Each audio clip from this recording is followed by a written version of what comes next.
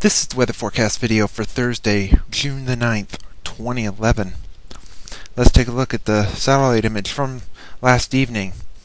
You can see a complex of thunderstorms over the Great Lakes and into the eastern part of the state. This is with some severe weather that moved through the state along the cold front during the late afternoon and evening hours.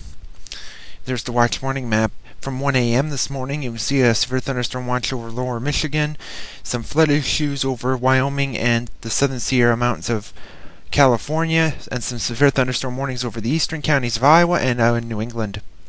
Here's the severe weather outlook.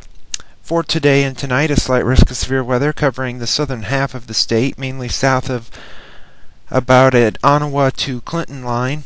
The slight risk extends from Kansas and eastern Nebraska through Iowa, Missouri, most of central Illinois, Indiana, Ohio, and into New England. Here's the tornado threat for today and tonight. The best chance of a tornado, albeit 5%, is over southwestern Iowa, northwest Missouri, northeastern Kansas, and southeastern Nebraska. And we move along to damaging wind, which was a pretty big threat in the storms last evening. It's mainly in the slight risk area, the typical 15% risk of some damaging straight line winds. Here's the hail outlook for today and tonight. This was another threat and some very large hail last evening, and that threat is now going to be over the southwestern and south central counties of the state down into Kansas and northwestern Missouri. So let's take a look at some parameters. Here's the STP, significant tornado parameter, at 7 p.m. this evening.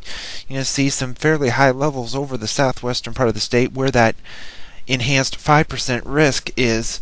So some storms could be tornadic there. Here's the supercell parameter, same time, 7 p.m. this evening. You can see the red area over southwestern Iowa and southeastern Nebraska, northwest Missouri. The best chance of seeing the storms become supercellular. And here is the significant severe, where storms will have severe or significant severe weather, and that's in southwest Iowa, southeast Nebraska, into northeastern Kansas, so that's likely where the main severe weather threat will be. Let's take a look. Here is the 0 to 1 kilometer helicity, or turning of the winds, going up 1 kilometer, and you can see it's maxed fairly high over the western part of the state, thus the reasoning why there might be a good chance of tornadoes. Here's the QPF chart, precipitation over the next 5 days through Monday evening at 7 o'clock. This takes into account rain that fell last night, and it looks like there could be quite a bit of rain across the state, upwards of 2 to 3 inches over the state. So let's take a look at it in depth. Here's the 0Z GFS model run at 1 p.m. today. See a west to southwesterly flow aloft with a trough over the northern Rockies with few vortexes moving in. Here's the front settling in and beginning to stall over the southern part of the state. You can see a bit of a wave over the southwestern part of the state where tornado threat will be increased along with other severe weather. Friday, chances of showers and storms still ongoing, but temperatures will be a lot cooler both today and on Friday. Highs likely in the 70s to near 80. Saturday, we could see some showers and storms early, but it looks to be clearing Saturday afternoon and evening, so it could be not a complete washout over the weekend. Highs heading close to 80. Sunday, it'll be dry to start the day, but by Sunday afternoon and evening, we could see some more showers and storms over the western part of the state with another system moving in. And by Monday, here's that storm setting up over the state, so showers and thunderstorms are back in the forecast, along with the return of heat and humidity, with highs likely in the mid to upper 80s across the state. Tuesday, same story, showers, thunderstorms. They'll be scattered around, but not everybody will see rain, and it won't be an all-day rain or a washout. Highs likely in the 80s.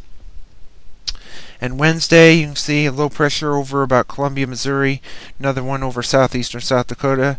Still seeing some widely scattered showers and thunderstorms across the state. And a week from today, you can see that vortex moves over to near Dayton, Ohio. A bit of a trough still over the eastern part of the country and one over to the northwest. The ridge is starting to set up over the southwest, and the better chances of rain move off. Model still shows that there could be a chance of some showers and storms, but we're on the edge of voodoo, so we'll have to look at it in future runs. We move ahead to June 20th. and you can see the ridge is back again over the southern and south central part of the country. West-southwesterly flow aloft. That means some quick moving storms, as you can see there, and there's a possible tropical system over the southern Gulf of Mexico that could cause trouble if it happens to pan out. And at the end of the forecast period on June the 24th, you can see a fairly decent trough over the eastern part of the country. A bit of a ridge over the southwest, but is not as pronounced as other ridges, and you can see some pockets of some showers and storms around, but it's summertime and it's well out in voodoo country.